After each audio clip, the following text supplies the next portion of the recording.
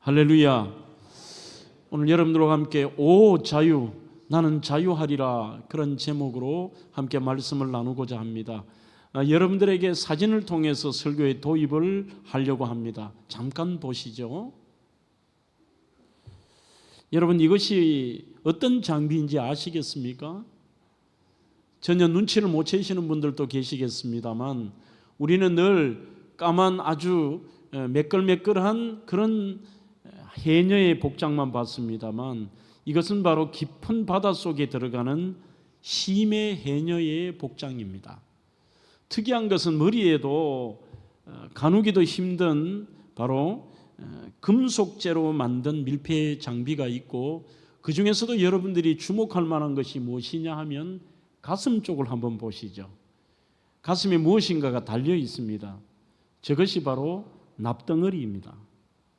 아주 무거운 납덩어리인데 그냥 물에 들어가도 수영하기가 힘든데 왜 깊은 바닷속에 저런 복장으로 들어갈까?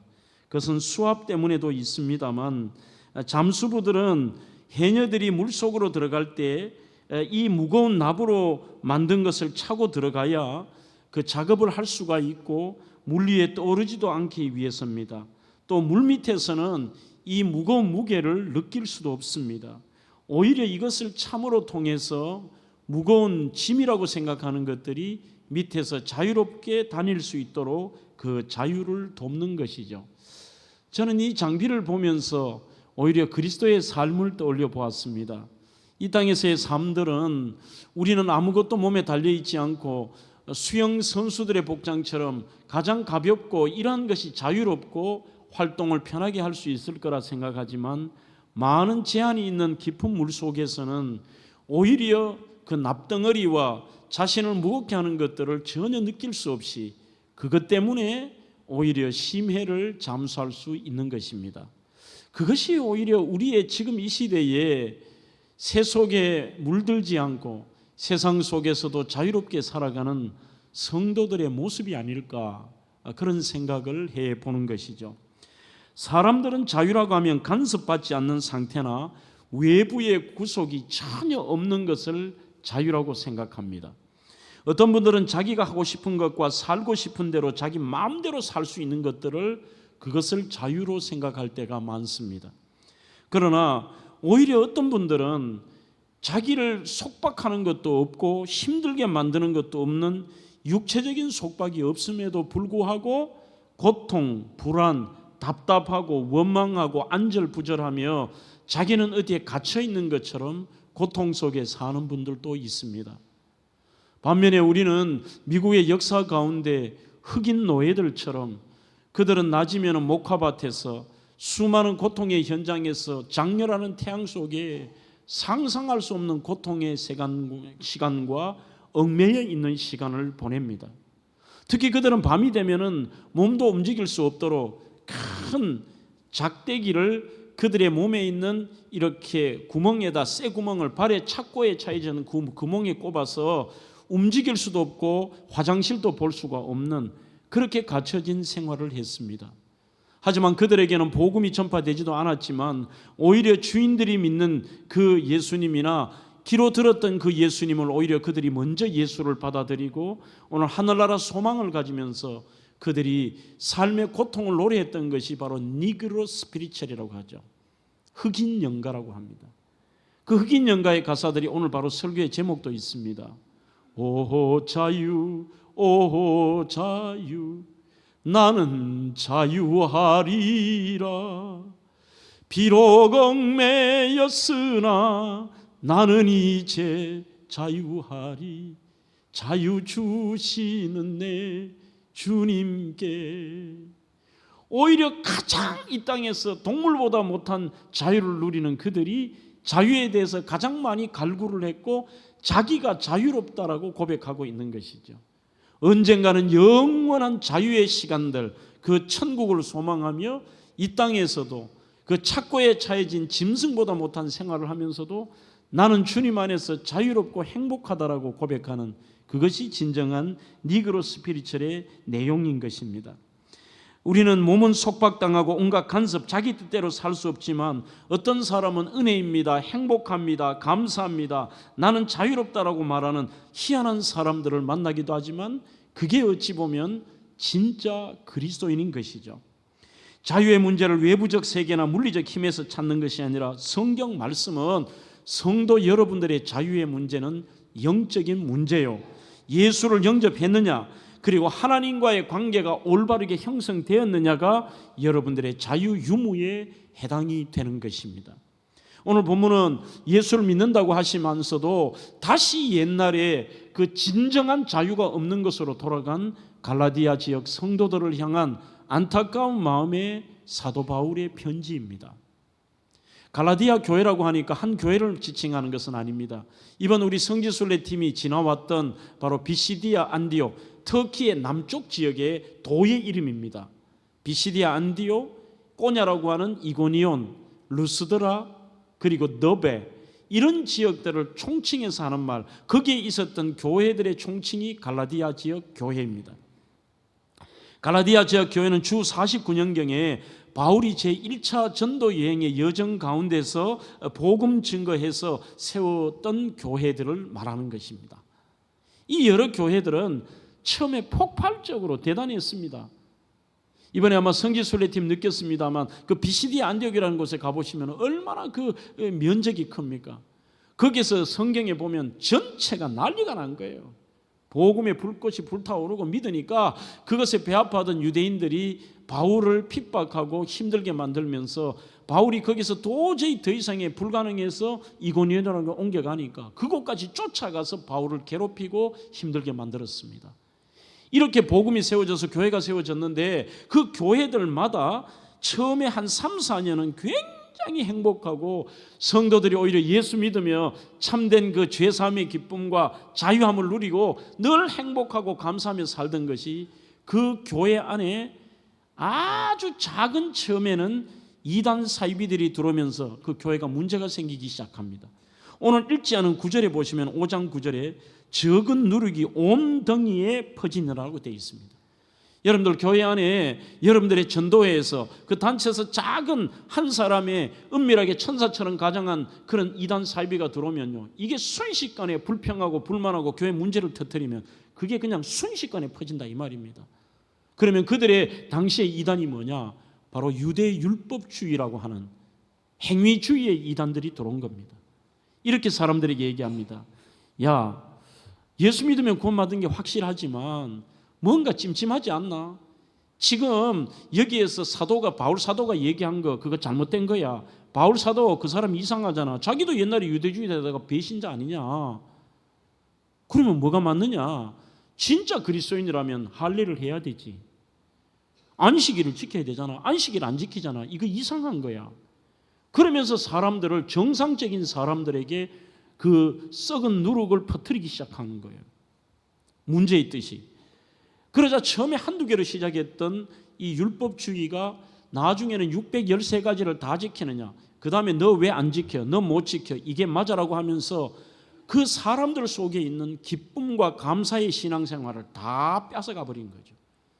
여기에 율법주의가 들어오면서 사람들은 또다시 옛날에 그 율법의 멍에를 메고 자유가 없는 겁니다. 이것을 안타깝게 여겼던 바울이 이거는 아니라는 거예요. 신앙의 본질이 뭐냐? 예수 믿는다는 것은 그분 안에서 참된 자유를 누리는 것이다. 그런데 너희들이 어떻게 해서 이렇게 되어버렸느냐? 바로 갈라디아 지역 교회에 쓴 갈라디아서는 주제가 자유입니다. 자유. 방종과는 다른 것입니다. 율법주의자는 예수 믿는 것만으로 충분치 않다는 이 가르침 속에 그것은 율법을 완전히 이루신 예수님을 모독하는 것입니다. 그러면 여기에서 바울이 말한 성도들에게 말씀하신 자유란 도대체 뭘까요? 오늘 저는 여러분들에게 이런 질문도 던지고 싶습니다. 엉뚱한 질문일 수 있는데 여러분들은 여러분들의 신앙과 삶에 자유가 있으십니까? 여러분들은 참된 자유를 누리고 계십니까? 그렇다면 바울이 하고자 했던 오늘 이 본문 말씀의 메시지의 핵심인 첫 번째는 뭐냐? 바로 너희들은 죄와 형벌로부터의 자유를 누리라고 말씀합니다. 5장 1절입니다. 그리스도께서 우리를 자유롭게 하려고 자유를 주셨으니 그러므로 굳건하게 서서 다시는 종의 멍에를 매지 말아라. 예수님이 왜 우리를 위해 십자가에 달려 돌아가시고 부활하셨느냐? 우리에게 참된 자유를 주시기 위해. 죄와 사망의 권세에 억눌려서 거기에 종노릇하고 사탄의 종노릇하는 우리를 해방시키셔서 우리에게 진짜 진정한 자유함, 죄의 속박에서, 죄의 능력에서요.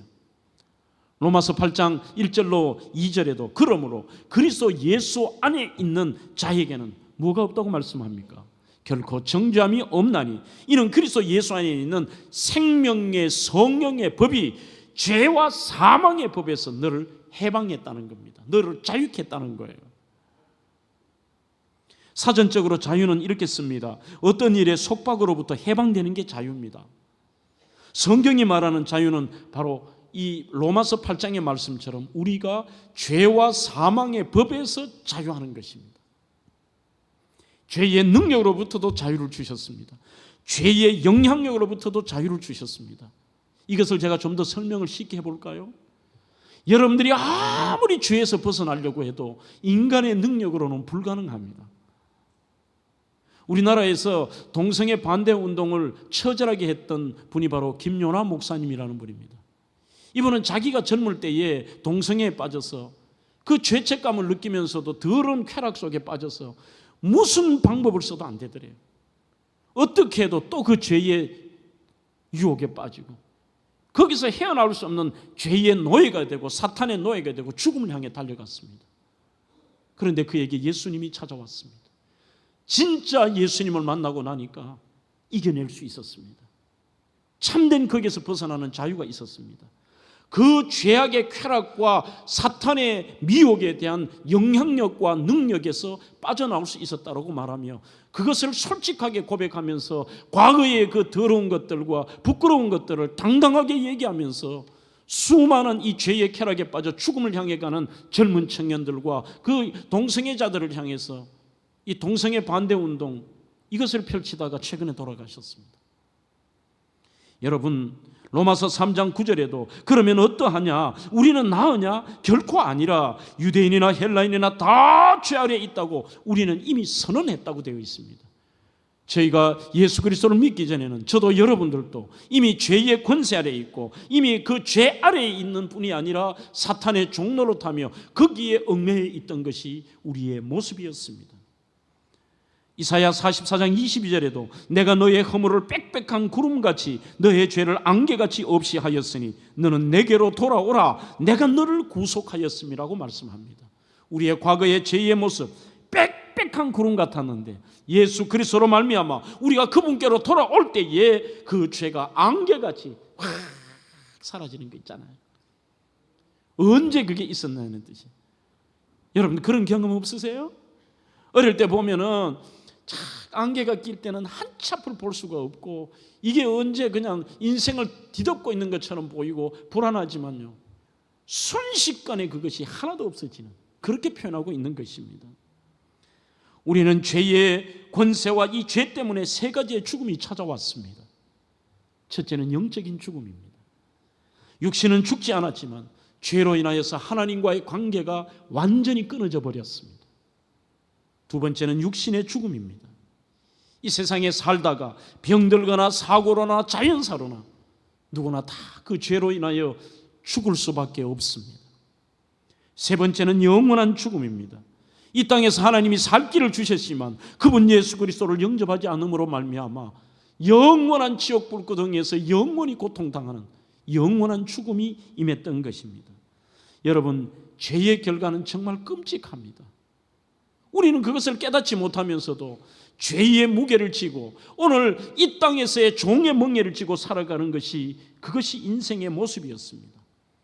그러나 하나님께서 그리스도 예수 안에서는 할례나 무할례나 효력이 없습니다. 행위를 통해 구원받지 않고 오직 믿음으로 오직 하나님의 은혜로 우리는 그 자유를 얻었던 겁니다. 그래서 신기하게도 여러분 자유라는 free라는 말이 또 다른 말로 무슨 뜻이에요? 그게 공짜라는 말입니다.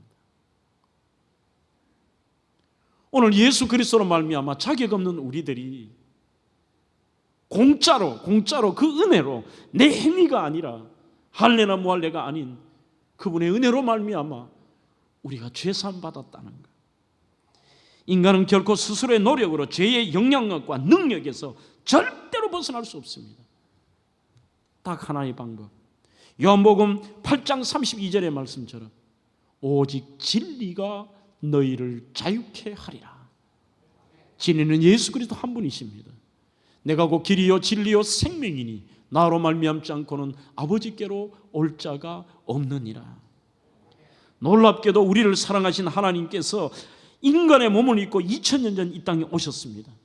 하나님이신 그분이 갈보리 언덕에서 내가 받아야 할 죄의 형벌을 대신 다 받으셨습니다. 그래서 그분이 마지막 이 십자가의 사역, 우리를 위한 이 죄의 멍에를 벗겨주시기 위한 사역을 마치시고 그분이 하신 처절한 고백이 뭐냐? 다 이루었다, 다 이루었다. 테텔레스타이. 이것은 상업적인 용어입니다. 내가 값 다 치루었다. 내가 너희의 죄값을 다 치루었다. 다 치루었다. 이제는 너희들은 공짜로 나를 믿음으로 자유다. 내가 치루었다. 우리는 흔히 예수님이 내 죄를 대신해 십자가에 달리신 사실을 믿는 순간 내 과거의 죄만 사라졌다고 생각합니다. 아닙니다. 과거의 죄뿐 아니라 우리가 앞으로 장차 지을 모든 죄의 형벌까지도 다 갚으셨습니다. 그런데도 희한하게도 예수를 믿으면서도 이 자유를 누리지 못하는 분이 참 많아요. 여전히 과거의 죄책감과 여전히 그 죄의 능력에 끌려가고 이기지를 못하는, 결국은 진짜 예수를 만난 것은 아니겠죠. 신앙인들 가운데 무서운 말을 합니다. 이런 분은 진짜 겸손한 게 아닙니다. 제일 무서운 말입니다. 혹시 여러분들 이런 말 들어보셨어요? 하나님이 나를 용서하셨는지 몰라도 나는 나를 용서 못하겠어. 굉장히 겸손해 보입니다. 죄책감과 그 양심이 보드라운 것처럼 하나님이 나 용서했는지 몰라도 나를 용서 못해. 멋진 말 같지만 세상에서 가장 교만하고 무서운 말입니다. 하나님이 용서하셨는데요. 그래서 시편 103편 12절에 동이 서에서 먼 것 같이 우리의 죄가를 우리에게서 하나님이 멀리 옮겨주셨고, 더 이상의 죄책감, 더 이상의 그 죄의 우리의 심판들, 이런 것들을 멀리 옮겨주셨다는 겁니다. 그래서 그 은혜가 임하면요, 찬양밖에 나올 게 없고 눈물밖에 흘릴 게 없는 거예요. 이 감격이 우리 속에 없고, 그러니까 자유가 없는 거죠. 바로 제가 방금 언급한 시편 103편 12절, 동이 서에서 먼 것까지 내 더러운 죄가를 옮겨주신 하나님, 나의 모든 죄를 씻어주신 그 하나님 앞에 참된 자유를 누리고 죄의 결과와 심판을 받지 않은 거기에 대해서 1절에 먼저 결론을 내립니다. 내 영혼아 여호와를 송축하라. 내 속에 있는 것들아 그의 거룩한 이름과 그분을 송축하라. 그래서 우리 교회도 마치면 송 중에 하나가요, 오늘 이 은혜의 감격과 우리에게 자유를 주시고 죄의 대가를 받지 않는 그 하나님을 향해 송축해 내 영혼, 그 영혼, 나의 영혼을 살려주신 하나님께 찬양하는 거잖아요. 우리 역사에 좋은 그런 이야기가 있습니다. 1904년은 바로 영국의 웨일즈에서 영적 각성과 부흥운동이 일어난 해입니다. 그것은 일반인 이반 로버츠라고 하는 광산 노동자로부터 시작이 되었습니다. 이분이 그 어려운 광산 노동자로서 진짜 고통스러운 생활을 하는데 삶에 자유가 없는 거예요. 기쁨이 없고. 그랬더니 이 청년이 예수 그리스도를 만났습니다. 그 예수님으로 통하여 삶에 얼마나 이 삶이 정말 중요하게 생각이 드는지 그때부터 자기가 이런 기도를 했습니다. 하나님, 내 인생에 부흥을 주십시오. 그것이 아니면 죽음을 달라고 기도를 했습니다. 이 부흥이라는 말은 영적인 깨달음과 나의 그 영적 각성과 함께 내 인생이 한번 바뀌고 싶고 변화되고 싶다는 거죠. 그때 주님이 임한 것입니다. 회개 기도에 전념할 때 폭발적인 성령의 역사가 일어나는데, 희한하게도 그 주변에 이발 로버츠 청년의 주변에 있던 사람들이 같이 기도하고 같이 청년들이 깨뜨려지면서 이 부흥의 불길이 성령이 하니까 그냥 웨일즈 전역을 덮어버린 거예요. 그 바로 영국의 웨일스 부흥운동이, 이게 영국으로 가서 캘커타 부흥운동이 되고, 이게 1907년에 한국의 평양에 떨어져서 평양 대부흥운동이 되고, 이것이 미국으로 건너가서 바로 서부의 아주사의 영적 대부흥운동이 일어나게 되는 세계 부흥운동의 첫 출발점이 됩니다. 이런 일이 일어나니까 어떤 일이 일어나는지 아세요? 기록에 보면 술집과 당구장과 극장과 경마장이 이게 텅텅 비는 겁니다. 과거처럼 얽매여서 네 하지 마라, 이게 안 된다가 아닌 거예요. 그냥 사람들이 더 이상 죄의 능력에 끌려가지 않습니다. 이제는 참된 자유함이 있습니다. 심지어는 유치장이 텅텅 비어서 경찰들이 할 일이 없었다고 합니다. 그 중에서도 더 특이한 것은 그 웨일즈에 있는 큰 배를 만드는 조선소에서 사람들이, 예수 믿는 사람들도 얼마나 도둑질을 했는지 저의 성숙한 그리스도인의 책에도 이 내용을 썼습니다.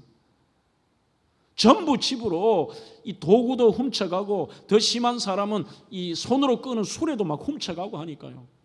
그것을 깨닫고 나니까 더 이상의 죄의 능력과 죄의 영향력 아래 그들이 종에 얽매여 살지를 않습니다. 오히려 대한민국 평양에서도요, 그 죄를 지었던 사람이 훔쳤던 물건의 값을 갚고, 오직에 따르면 시카고의 트리니티 이바제니컬 신학교의 그 기록에 보면 당시에 선교사들이 보냈던 기록이 이렇게 합니다. 지금 현재 평양은 미쳐 있다는 거예요. 이 정상이 아닌 거죠, 이게. 그런데 그게 정상 아닙니까? 죄의 능력에 지배를 받지 않고 참된 자유를 누리니까 당당하게 자기가 과거에 잘못했던 그 빚을 갚고, 그리고 잘못됐던 것들을 고백하고 이렇게 지내는 거죠. 그러니 조선소에도 사람들이 자기가 훔쳐갔던 드라이버를 갖다 놓고, 그리고 어떤 사람은 몽키를 갖다 놓고, 심지어 어떤 사람은 수레를 갖다 놓는데, 이게 얼마나 많은 그동안 죄 속에 영향을 받고 살았던지, 그 가져왔던 물건 때문에 집을 지을 수밖에 없을 만큼 그 집도 가득 차서 나중에 앞에 팻말을 붙였대요. 더 이상 과거에 훔쳐갔더라도 가지고 오지 마세요. 여러분, 이들이 시간마다 예배하면서 불렀던 찬양이 있습니다. 그것이 우리 교회도 한 번씩 불렀던 바로 로버트 롤이라는 분의 바다 같은 주의 사랑이라고 하는 찬양입니다. 바다 같은 주의 사랑. 그 중에 2절 3절 가사가 이렇습니다. 주 못 박힌 언덕 위에 생명의 문이 열렸네. 깊고 넓은 은혜의 샘 강과 같이 흐르고, 하나님의 긍휼하심 이 땅 위에 넘치네. 평강의 왕 주님 예수 세상 죄를 구속하셨네. 3절은요. 생명의 주 나를 위해 보배 피를 쏟을 때, 바다 같은 주의 사랑 그의 긍휼 넘치네. 그 사랑 누가 잊으리, 그 찬양 누가 멈추리. 그의 사랑 그의 긍휼 영원히 기억되리. 이런 찬양을 부르면서 눈물로 주님 앞에 죄사함에 대한 감사와 또 결단 속에 나가서 기쁨으로 지내고, 죄와 단절한 진짜 자유가 무엇인가를 누리며 그들은 살아갔던 것입니다. 여러분, 하나님께서 우리에게 죄사함의 은총을 주신 것, 우리는 죄사함의 자유가 있습니다. 우리는 죄의 능력에 흔들리지 않는 자유가 있습니다. 그 자유자로 사는 것이죠. 두 번째로, 그리스도 안의 자유자는 삶을 위협하는 온갖 고통과 문제와 두려움으로부터도 우리는 자유로워집니다. 인간은 살고 싶은 본능과 평안하고자 하는 본능과 잘 살고 싶은 본능이 있습니다. 그러기에 자신의 삶을 위협하는 것부터 자유로워지고 싶습니다. 1941년에 프랭클린 루스벨트 대통령이 이 네 가지 말 때문에 유명해졌습니다. 사람들에게는 언론의 자유가 있어야 됩니다. 말할 수 있는 자유. 두 번째, 종교의 자유가 있어야 됩니다. 세 번째, 가난으로부터의 자유가 있어야 됩니다. 네 번째는 공포로부터의 자유가 있어야 됩니다. 말은 쉽지만 쉽지 않습니다. 빈곤으로부터의 자유, 먹고 입고 자는 문제 해결, 그것이 되어도 자유가 없습니다. 각종 질병으로부터, 재난으로부터 미래는 불확실합니다. 때로는 성도들 가운데서도 자유를 누리지를 못하고 세상의 온갖 염려의 거리들 때문에 이 염려의 종이 되어서 살아가는 경향이 많습니다. 오늘 그 염려거리가 작다는 것도 아닙니다. 질병의 염려와 삶의 고통의 염려들과 어느 것 하나도 만만하지가 않습니다. 본문 갈라디아 5장 7절에도 성도들의 오해를 이렇게 말합니다. 너희가 다름질을 잘 하더니 누가 너희를 막아 진리를 순종하지 못하게 하더냐? 이 율법주의가 들어오면서 사람들에게 전부 기쁨을 빼앗아갈 뿐만이 아니라, 그러니까 생각나는 것은 하나님의 은혜와 감사와 그분의 능력과 이런 것들이 다 사라져버리고 오직 믿음 생활 한다면서도 온갖 세상에 염려와 근심, 걱정거리들로 가득 차 있는 거죠. 이런 오해를 하기도 합니다. 성도들의 오해입니다. 하나님께서 하나님의 백성들이 평안과 자유를 누리는 것을 원치 않는다고 생각할 때도 있습니다. 늘 고난과 연단의 시간을 하나님이 준비해 놓으신다. 그래서 삶의 평안이 찾아오고 기쁨이 찾아오도 함부로 기뻐하지도 못합니다. 자유를 누리지도 못합니다. 그리고 이렇게 말합니다. 너무 좋아하지 마라. 너무 좋아하면 꼭 문제 생긴대. 그런 말 하지 마세요. 그는 대단히 유교적인 발상입니다. 기뻐하지도 못하고 얽매여 살아요. 그러니 늘 염려하는 거죠. 아, 이러다가 또 내가 너무 좋아하는 거 아닌가? 또 다른 염려거리 생길 텐데. 이거 아니잖아요. 하나님은 성도가 헐벗고 굶주리며 질병과 고난으로 고통받는 것을 결코 원하지 않으십니다. 가난과 저주와 질병과 고통에서 오히려 성도들이 자유케 되기를 원하십니다. 그래서 진짜 우리가 믿음 안에서 그분 안에 거할 때에 세상의 문제도 자유함을 얻습니다. 지금의 고통이 변하지 않더라도 그것을 변화시킬 하나님을 믿으며 지금은 자유함을 누리는 것입니다. 여러분들이 주님이 우리를 향하여 그러한 자유를 주시지 않고 늘 고난을 주시고 준비해 놓았다고 생각하는 것은, 그것은 엄청난 주님에 대한 모욕입니다. 구약 성경 종의 노래라고 하는 이사야 53장을 보십시오. 그가 찔림은 우리의 허물을 인하며 그가 상함은 우리의 죄악을 인함이라. 그리고 뒷부분에 이런 말씀이 나옵니다. 주님이 징계를 받음으로 우리가 평화를 누리고, 주님은 우리가 평화를 누리기를 원하십니다. 우리가 평화를 누리기를 원하시기 때문에 주님이 징계를 받으셨습니다. 주님이 채찍에 맞음으로 우리가 나음을 얻었습니다. 그런데도 참된 자유함을 불안해하고 염려 근심으로 산다는 것은 우리를 위하여 살찌기고 피 흘리신 주님을 모독하는 것입니다. 사랑하는 성도 여러분, 여러분들의 삶에 염려와 근심이 없다는 거 아닙니다. 오늘 이 땅에 사는 동안 참된 평화가 어디 있나? 그런 찬양도 부르잖아요. 그게 솔직한 현실인지도 몰라요. 이 땅에 사는 날 동안 참된 평화가 어디 있나?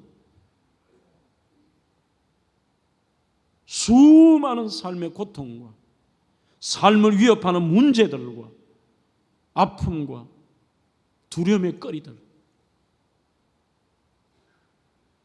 그러나 우리 모두 다 예수를 친구 삼아 참 평화를, 참 자유를 누리겠네. 평화, 평화. 하나님 주신 선물. 오해하지 마십시오. 이번에 우리가 성지순례팀이 제가 이렇게 몇 분에게 피드백을 받아봤습니다. 어디가 가장 인상적이고 많은 묵상을 했습니까? 많은 분들이 목사님 설교하신 대로 가파도기아의 지하에 대림구유라고 하는 성도들이 그 살았던 핍박의 현장 그 밑에 들어가 보고 충격받았어요. 우리 어떤 청년은 목사님 나는 거기 못 살 것 같아요. 지금은 불이라도 달아놨죠. 지금은 안내 표시라도 화살표라도 돼 있죠. 거기서 무려 평균 수명 34세에서 37세로 다 죽었습니다. 무려 열대에 걸쳐서 300년 동안 그 핍박을 피해 살았습니다. 그런데도 희한하게 여러분들, 그들의 별명이 뭔지 아십니까? 바로 티테디오스입니다. 남들이 바라볼 때 구주 예수 그리스도를 마음으로 믿고 내가 그리스도인이라고 하는 이 사람들의 특징이 뭐냐? 저 사람은 도대체 염려를 안 하는 사람 같다. 염려에서 자유한 것 같아. 티테디오스, 염려에서 해방된 사람이라. 사랑하는 성도 여러분, 이 땅에 사는 날 동안 수많은 사람들에게도 염려와 고통과 두려움의 문제는 여전히 찾아옵니다. 그러나 엄밀히 말하면 이 염려의 문제는 내 몫이 아니기에 우리는 주님께 다 맡기는 것입니다. 바로 고통과 절망의 현장에서 피난살이를 하는 그들을 향해 썼던 베드로 전후서입니다. 본도, 갑바도기아, 그리고 갈라디아, 여러 지역에 흩어진 고난당하는 성도들아 듣거라. 너희 염려를 다 주께 맡겨버리라. 이는 저가 너희를 권고하심이라고 되어 있습니다. 여기서 맡긴다라는 뜻이 정말 한글 성경 번역이 끝내주는 번역입니다. 원문에는 에피립 산토스라는 말입니다. 그것은 에피라는 말은 위라는 방향입니다. 그리고 산토스, 맵토스라는 뜻 자체는 이 두 가지 단어가 합성어인데 던지는 겁니다. 우리는 이렇게 합니다. 하나님, 염려가 여기 있습니다. 어떻게 할까요?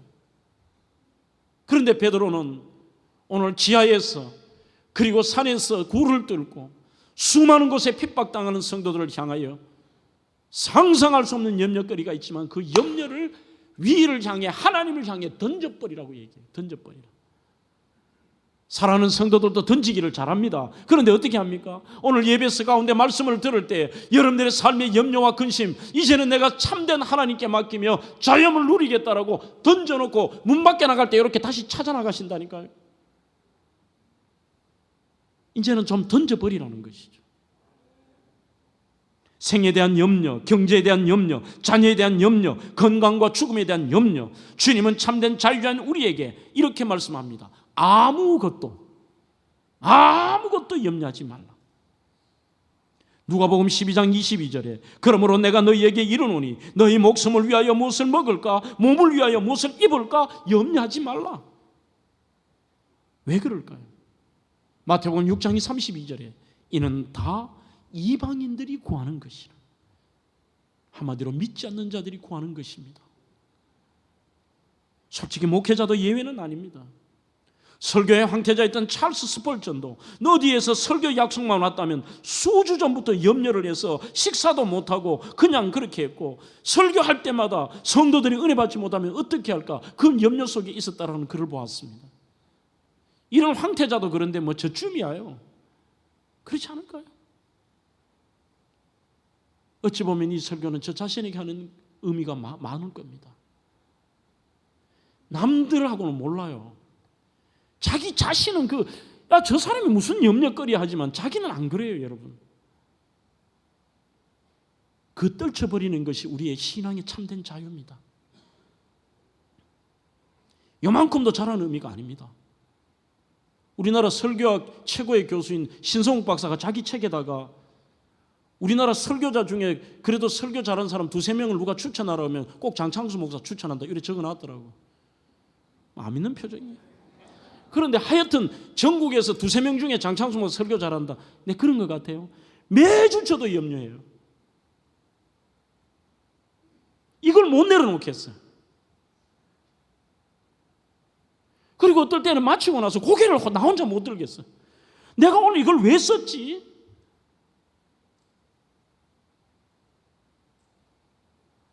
이제야 깨달아요. 사람이 아니라 더욱더 하나님을 의지해야 되는구나. 우리의 모든 염려는 결국은 인본주의예요. 하나님을 내가 얼마나 의지하냐, 그분께 의지하고 그분께 기도하고 그분께 맡기며 그냥 가는 거예요. 그래서 오늘 본문의 말씀에 이렇게 얘기하는 것이 뭐냐? 압니다. 지금의 대상의 갈라디아에게도 엄청난 너희들이 염려거리가 있지만 아니라는 거예요. 하나님을 신뢰하라는 뜻을 그렇게 말하는 겁니다. 자유해라. 너희들이 의식이 마음을 강하게 먹어서 아예 염려하지 마라 이 말이 아닙니다. 모든 그의 다윗이 지금까지 그렇게 살아왔듯이 수많은 염려거리 속에도 그가 내가 평안히 잘 수 있었다는 게 마음이 당당하고 남들이 없는 용기가 있다는 말이 아닙니다. 하나님에 대한 신뢰와 그분에 대한 믿음으로 충만할 때에 그때에 참된 염려 속에 자유함을 누리라 이 말입니다. 마태복음 6장 34절에 그러므로 내일을 위하여 염려하지 말라. 내일 일을 내일 염려할 것이요 한날 괴로움을 그날에 족하리라 이렇게 되어 있습니다. 이거는 뭡니까? 여기에 대한 좋은 예를 제가 하나 읽어보았습니다. 오슬리라고 하는 영국의 유명한 분이 이렇게 말합니다. 그리스도인들은 칸막이를 하고 사는 인생이어야 한다 이렇게 말합니다. 칸막이. 참 좋은 예인 것 같습니다. 우리 그리스도인들이 이 칸막이가 잘 안 돼요. 칸막이라는 것은 과거와 현재와 미래에 대한 칸막이가 있습니다. 하나님은 우리가 지나간 과거에 여러분들의 죄책감과 여러분들의 고통과 여러분들의 상처와 그 수많은 과거에 대해서 거기를 계속 현장으로 끌고 들어와서 이걸 가지고 염려하고 주눅들고 힘들어하고 그 어깨에 매가지고 끝까지 거기에서 주눅들기를 원치 않으세요. 미래는 우리의 것이 아닙니다. 하나님의 손에 달려 있습니다.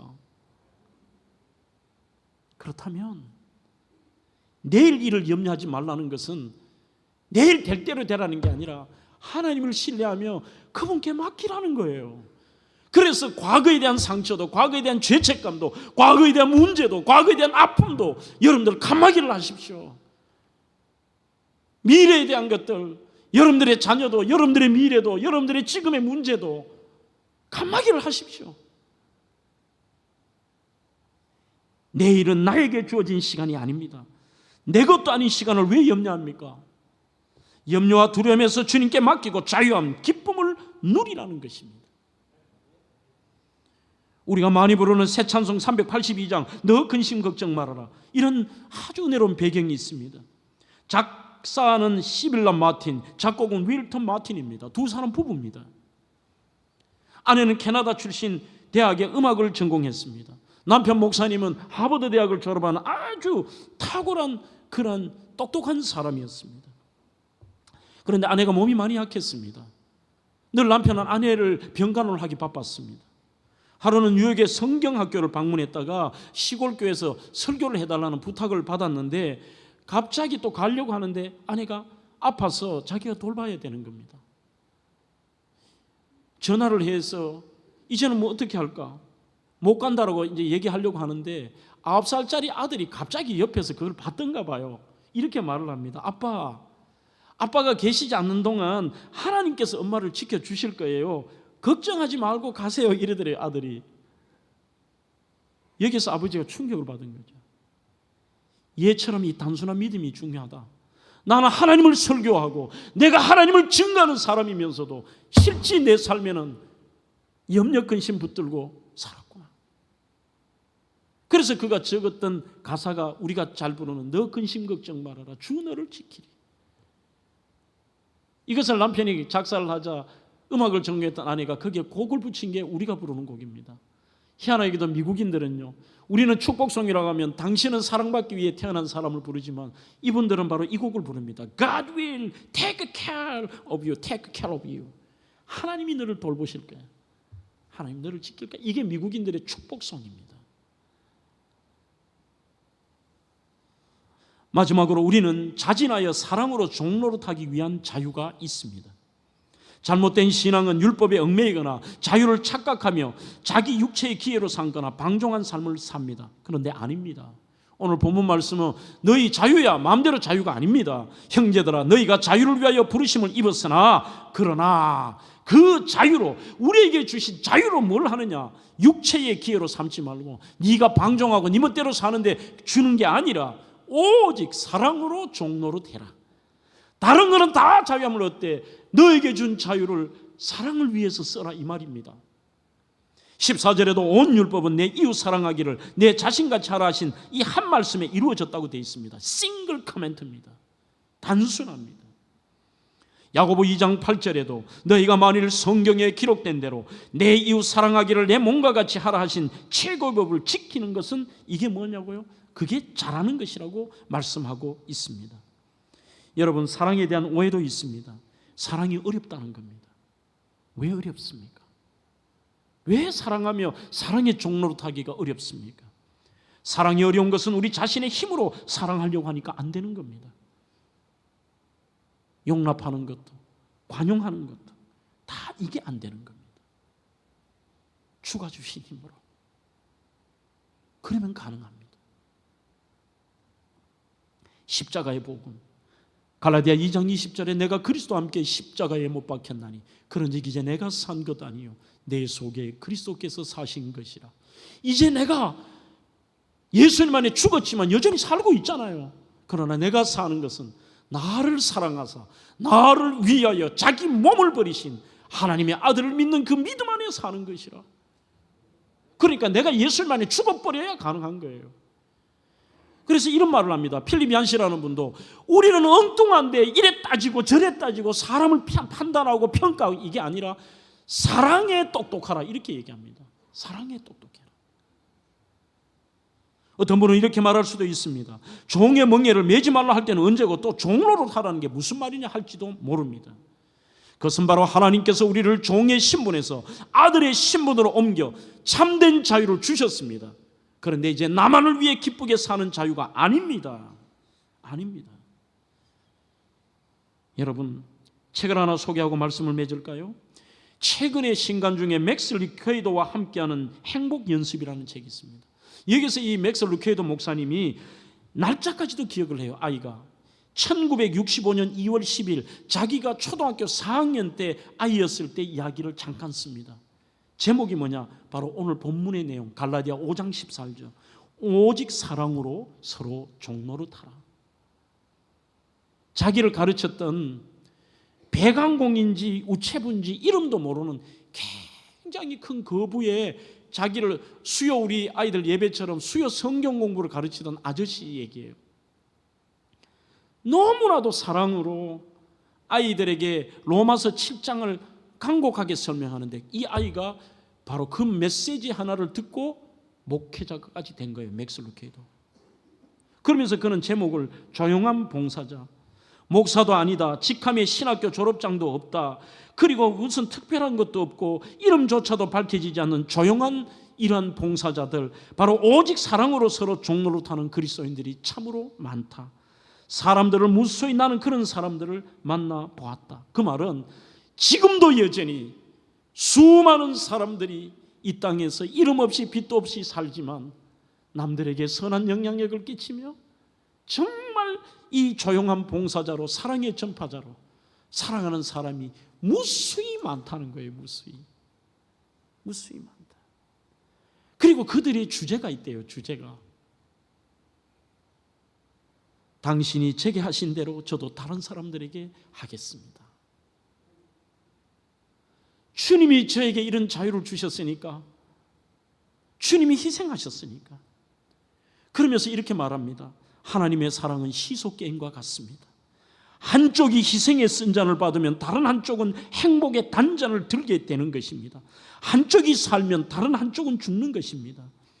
우리는 바로 이 자유를 이런 곳에 씁니다. 내가 희생의 쓴잔을 받음으로 다른 사람이 행복의 단잔을 들도록. 왜요? 주님이 그렇게 하셨기 때문에. 사랑하는 성도 여러분, 오늘 저는 이렇게 그 문구로 설교를 마무리합니다. 예수님이 저희들에게 하신 대로 저희들도 다른 사람에게 하겠습니다.